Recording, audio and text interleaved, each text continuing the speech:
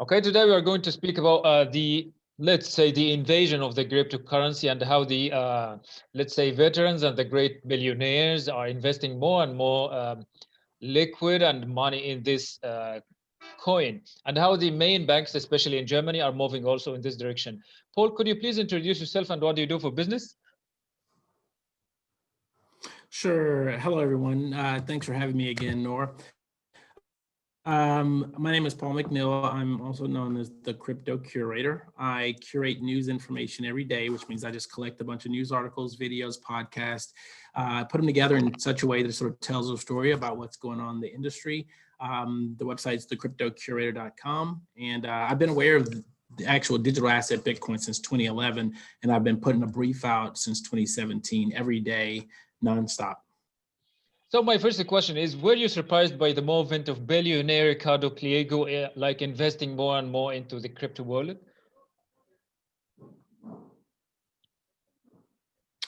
It was one that came as a little bit of a surprise, but we've been seeing a lot of this happen lately. It started with Michael Saylor with MicroStrategy when they put $425 million of the company's reserves into Bitcoin.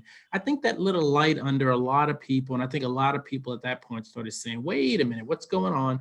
And so, of course, Ricardo said that he had read the Bitcoin Standard. And of course, everybody knows that is like the standard book to read in this digital asset space.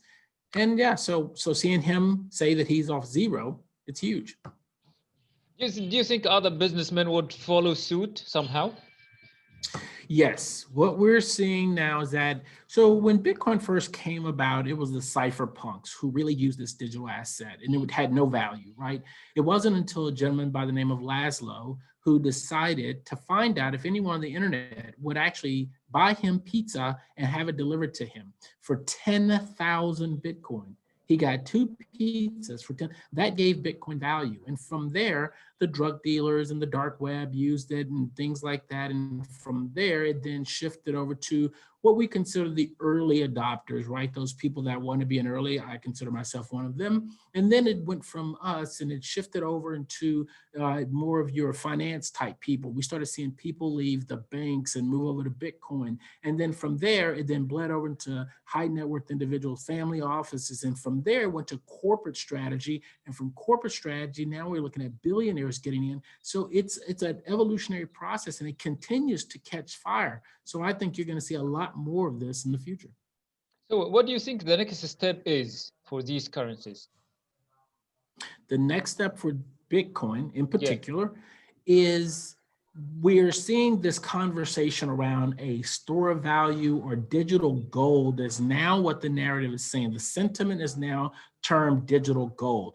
And so after we see it have the name digital gold, I think it's going to begin to supplant gold in a lot of portfolios. The registered investment advisors are getting in, they're starting to put their clients in. And then I believe you're going to start seeing nation states or governments get more involved into owning Bitcoin and using Bitcoin. And before you know it, they talk about this big picture, it becoming the global reserve standard. Instead of it being the dollar, it'll be Bitcoin. And why would it like go in this way, like to become the store of value rather than the usual assets like gold and the dollar and then, you know?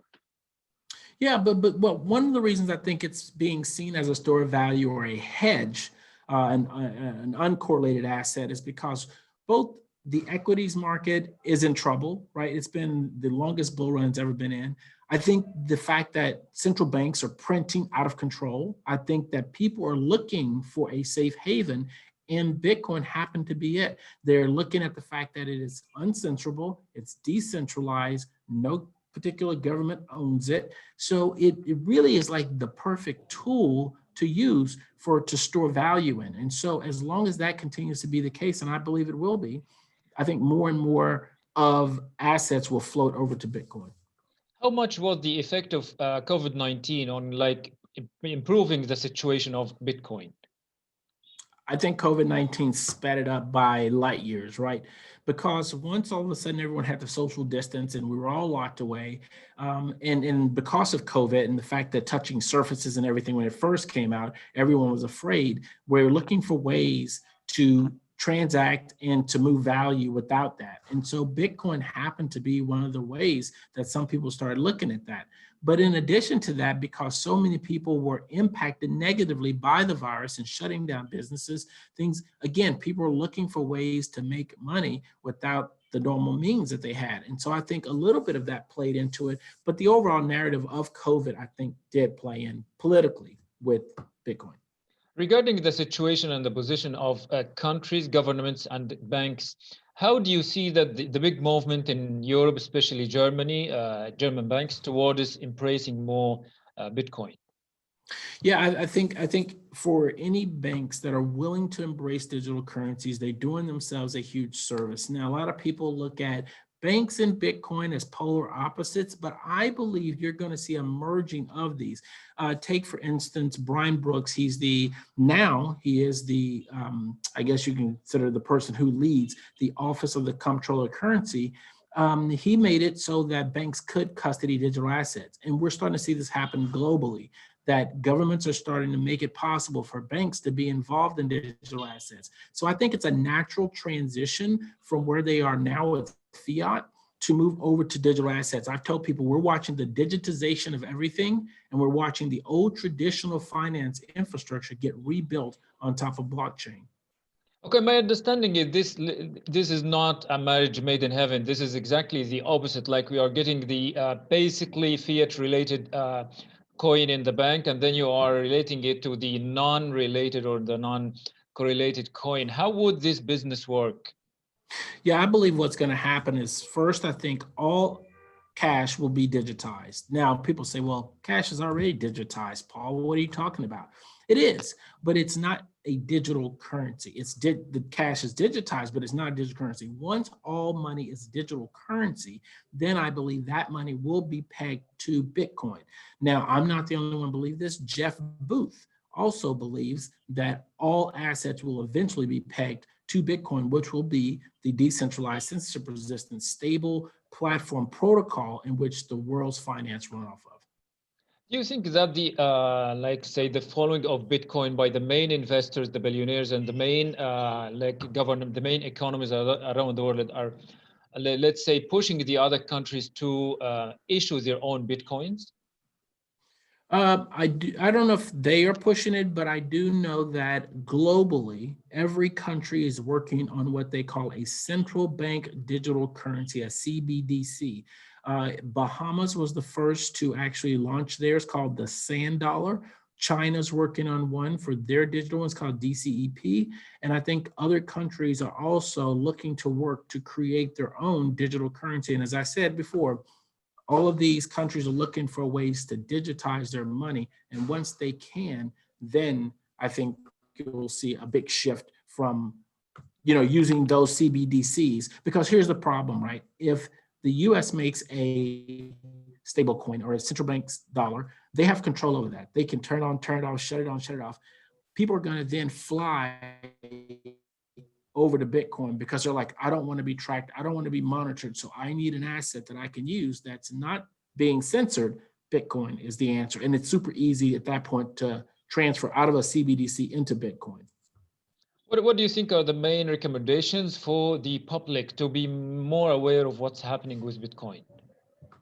Yes. So great question.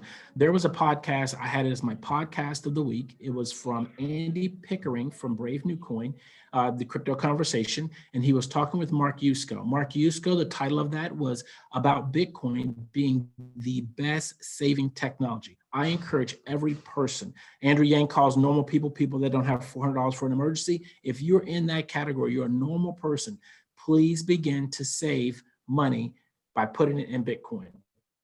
It could be $5 a month. It could be $10 a month. Don't care whatever the denomination in your currency is. Begin to put something. Get off zero, because once you're off zero, you will understand this is a deflationary currency. It's not inflationary like the dollar.